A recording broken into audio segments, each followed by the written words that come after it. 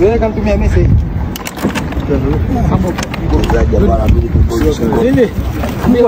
Nataka kwa cheni mdoto unanichukua mimi tu. Sasa umependeza. Ude. Cheni zao. Hebu itoe tuone. Dickson anafuata mkani Inaitwa uzito unatoaje hizo kupima gramu? Gramu 300 mzee wangu. Gramu 300. Hapo nazungumzia dola 700 hapo. Dola 700 ukija kucalculate ndugu yangu. Gari ya bwana unainunua. Cheni wewe.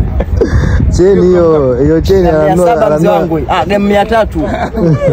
Mzigo huu fake. Rosha na maji hapo. Wewe